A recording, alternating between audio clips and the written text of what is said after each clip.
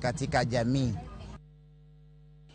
Sirkal oketo yanga okenge mibiro tigodo e thiro oro kod rakruok gi midhiero ma inyalo kel kod koth mar El Nino e pacho ka. Koloso gi jofwambo jagoro mar migao mochung'ne tudruok mag pinje Afrika ma ugwe Jagoro Karugu ojiwo jo ohala maketo mwandu gi e pacho ka mondo kik dar ne dhi e pinje ma libamba e kinde ma siasa medo twere e pacho ka motelo ne yiero mabiro. Bende okwayo jo siasa mondo kik donjre e timbe manyalo kelo tulo kaka yor kelo dongruok kod ting'o malo uchumi ma pacho ka.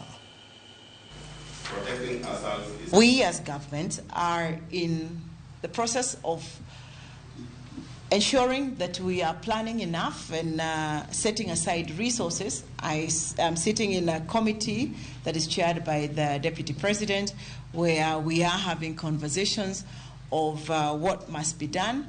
And therefore, we invite the members of the Fourth Estate, like was said early enough, to sensitize communities, those that are in flood-prone areas, those that are in landslide-prone areas, to be able to know that this eventuality is coming. And as government, we are also planning on how these communities can be moved to safer grounds.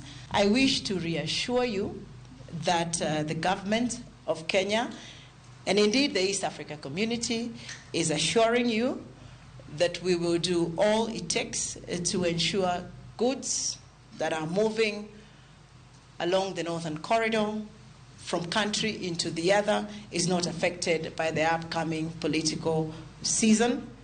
To those in the political